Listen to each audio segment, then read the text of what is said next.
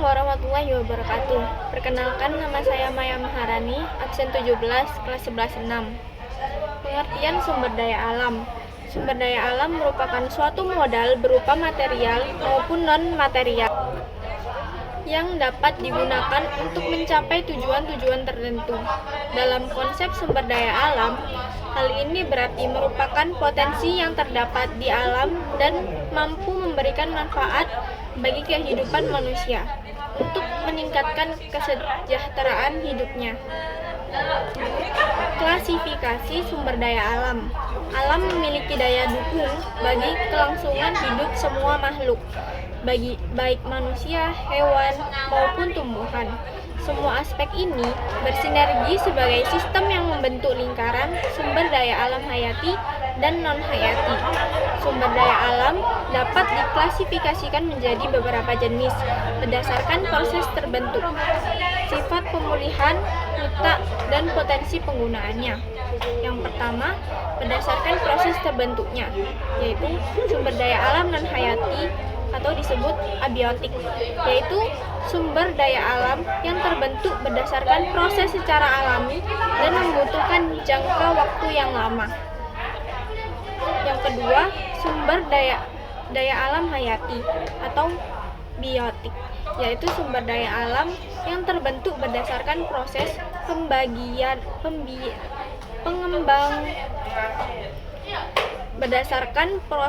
pengembangbiakan dan membutuhkan waktu yang relatif singkat.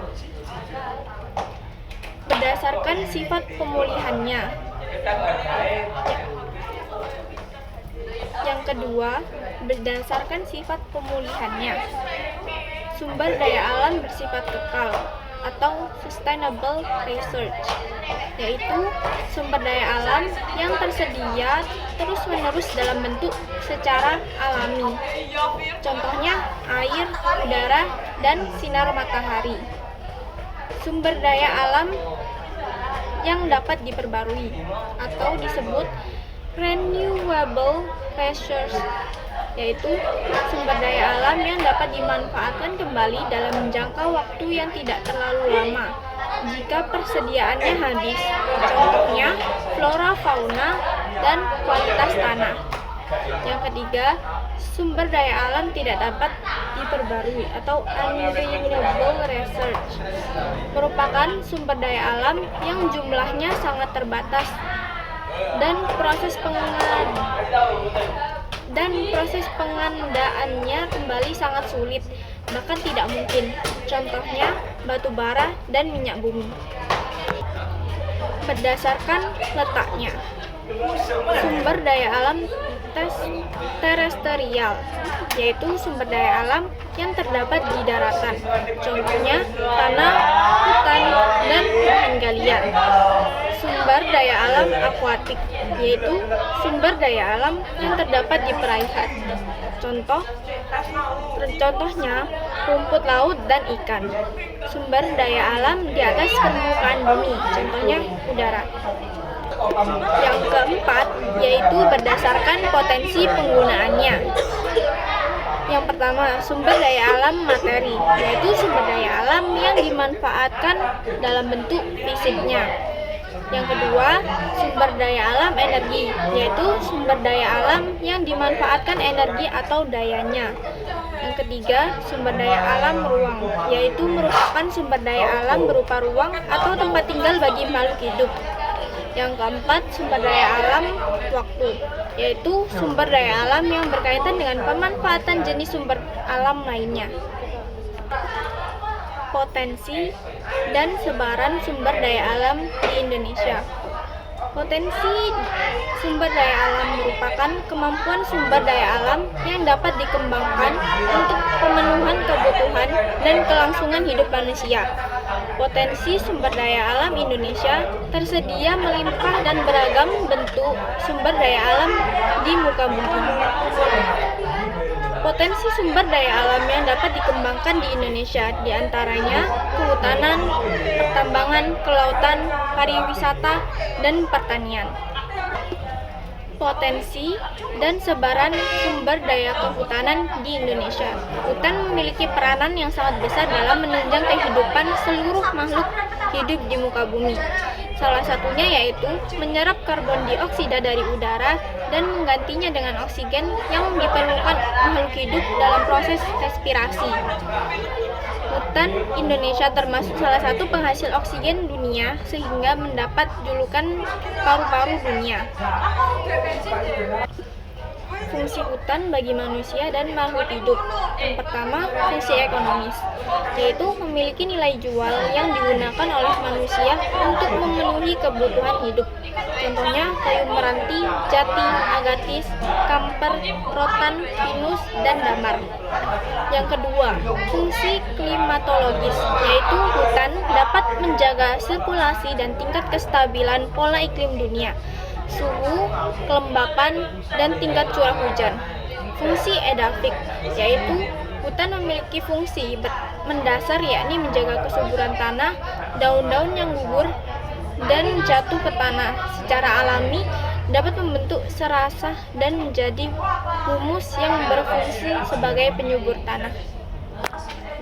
Fungsi hidrologis, yaitu yang kelima yaitu fungsi konservasi, yaitu hutan dapat menjaga kelestarian alam sesuai dengan fungsi asalnya. Hutan menjadi lokasi pemeliharaan keanekaragaman flora dan fauna beserta ekosistemnya. Potensi dan sebaran sumber daya pertambangan di Indonesia. Barang tambang memiliki peran penting dalam memenuhi kebutuhan baik dalam maupun dan luar negeri. Contoh barang tambang yang diekspor di Indonesia diantaranya timah, kedua terbesar di dunia yaitu tembaga, keempat terbesar di dunia nikel, kelima terbesar di dunia emas, ketujuh terbesar di dunia, dan batu bara kedelapan terbesar di dunia.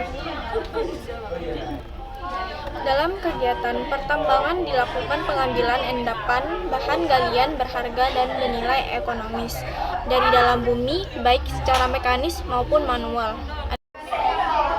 Adapun lokasi pertambangan ini berada pada permukaan bumi, di bawah permukaan bumi, dan di bawah permukaan air. Bahan hasil galian atau olahan tambang memiliki fungsi penting sehingga harganya pun mahal dan mengikuti harga pasar dunia. Pertambangan barang tambang atau bahan galian dibedakan menjadi 3 golongan. Golongan A, strategis, yaitu bahan galian yang berperan penting dalam kelangsungan hidup negara, seperti minyak bumi, batu bara, dan gas alam. Yang kedua, golongan B, vital, yaitu bahan galian yang berperan penting dalam kegiatan perekonomian negara, dikuasai oleh negara dengan menyertakan rakyat seperti emas, perak, platina, tembaga, intan, belerang, besi, dan bauksit. Ketiga, golongan C, yaitu bahan galian yang tidak termasuk strategis dan vital. Golongan ini biasanya diusahakan oleh rakyat seperti marmer, pasir, dan pasir kuarsa. Gas alam dan minyak bumi. Gas alam, minyak bumi merupakan suatu campuran karbon dan hidrogen yang sangat mudah terbakar. Minyak bumi yang beredar saat ini adalah minyak bumi yang telah diolah dan disaring sehingga memiliki warna yang bening dan daya bakar mesin yang tinggi. Batu bara merupakan bahan bakar fosil yang berasal dari pembentukan bahan organik. Nikel merupakan jenis barang tambang yang digunakan sebagai bahan campuran pada industri logam. Yang keempat, emas. Emas merupakan jenis barang tambang yang paling sering ditemui. Emas adalah salah satu barang yang dijadikan investasi karena memiliki harga yang stabil bahkan cenderung meningkat. Yang kelima, intan. Intan merupakan bahan galian tambang dari jenis batu permata yang hanya memiliki satu unsur yaitu karbon saja. Keenam, besi merupakan barang tambang yang banyak dimanfaatkan untuk alat pertanian, industri, mesin, dan bahan bangunan. Batu granit merupakan batuan beku dengan warna yang berbeda mulai dari abu-abu, kehijauan, dan coklat tergantung dari mineral penyusunnya. Yang ke-8, marmer. Disebut juga batu kualam, merupakan batuan metamorf dari batu gamping. Potensi dan sebaran sumber daya kelautan di Indonesia. Potensi dan sebaran sumber daya kelautan di Indonesia.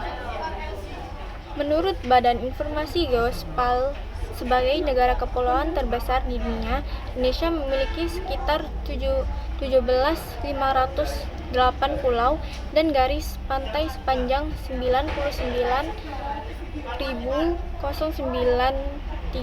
km. Memiliki luas laut 5,8 juta kilometer. Indonesia dikenal sebagai negara kepulauan dan maritim terbesar di dunia. Luasnya wilayah laut Indonesia tentu menjadi aspek potensial bagi sektor perikanan maupun pariwisata. Adapun jenis potensi wilayah pesisir dan laut Indonesia dapat digolongkan sebagai berikut. Yang pertama, hutan mangrove. Hutan mangrove tumbuh di sepanjang pantai pada daerah tropis yang dipengaruhi oleh pasang surut air laut. Yang kedua, padang lamun. Padang lamun merupakan tumbuhan yang dapat beradaptasi dengan terendamnya air laut.